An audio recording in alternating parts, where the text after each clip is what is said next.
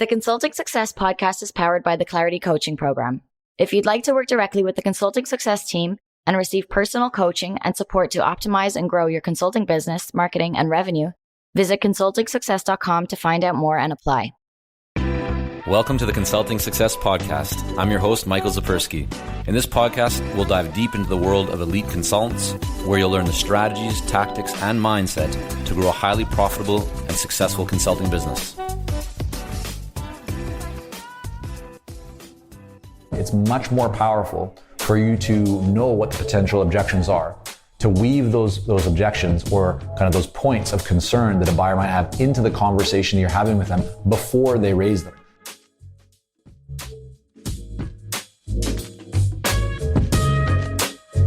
Don't be scared of objections.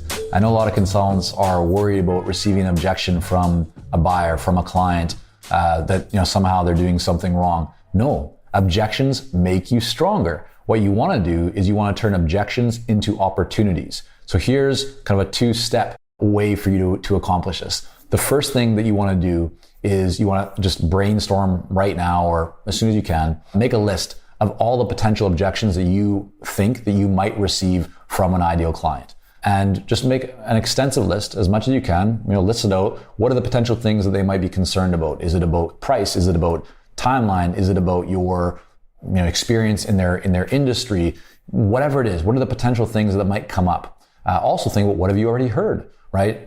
Maybe you're new to consulting, you don't have as many experiences to draw upon. Maybe you've been consulting for many years and you have a lot of knowledge and you know what people are typically concerned about. Whatever it is, write it all out. You can do some research online if you need to, but most of it you can just brainstorm, okay? And then you want to have two columns essentially on this piece of paper or this document. The first is, what is the objection? Then the next is, what is your response to that objection? So if somebody says, hey, your fee is too high, then how do you come in and say, well, let's look at the value that's going to be created here, or let's look at the result, or let's look at the impact this is going to have on your business, right? So the idea is you want to have answers. You want to know how to deal with objections before they even happen. It's much more powerful for you to know what the potential objections are, to weave those objections or kind of those points of concern that a buyer might have into the conversation you're having with them before they raise them. Because if they raise the objection and then you have to try and defend against it, you can do it and you can do it successfully. But it's much more powerful for you to talk about what that potential issue might be in there, and bring it kind of forward so that as you're talking to that buyer, they're going to think to themselves, oh, okay, yeah, I was actually wondering about that. Now they're just thinking to themselves. They're not saying this to you necessarily. They might say it to you, but they're just kind of going to themselves, oh yeah, I was thinking about that, but what they said makes a lot of sense. Okay, I guess that's not a concern. So you're eliminating the objections before they even come forward. That's really powerful. So I said that's the first part.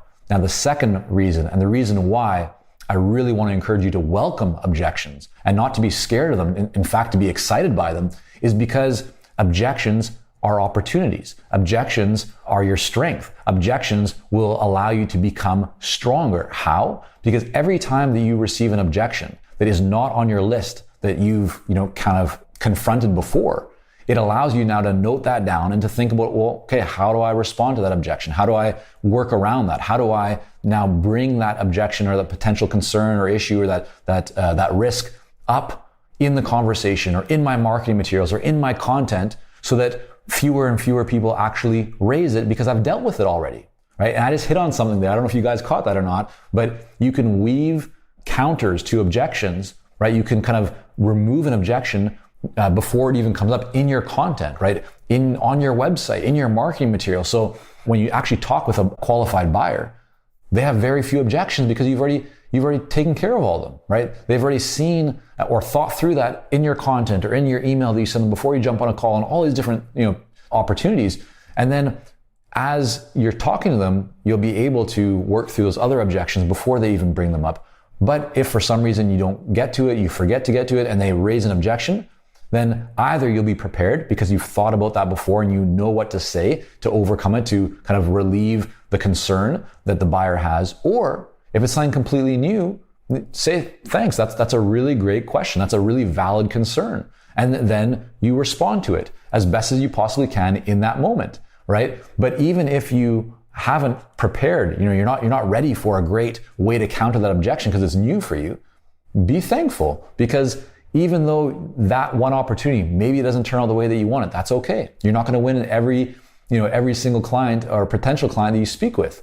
But now you take that, you add it to your arsenal, right? It's a new tool in your tool belt, and it makes you stronger, because every time that you now collect a new objection, you're adding it to what you already have, which means that you're going to become stronger. And that's the beautiful thing about business. When you look at it not as a short-term, one-time thing that you have to win just now, or nothing's going to work out for you. You look at it as long-term, that you're able to get better and better, stronger and stronger as you accumulate more experience, as you accumulate, new perspectives, new ideas, new points of view. Well, now it becomes exciting, because even something that might at first glance feel like a negative, like an objection, oh no, I got an objection, so on, it's actually now going to make you stronger. So if you want to continue receiving new insights and to be notified when we post new videos, new perspectives, new best practices to help you to grow your consulting business, be sure to hit that subscribe button or the follow button on LinkedIn, and we'll talk to you very soon.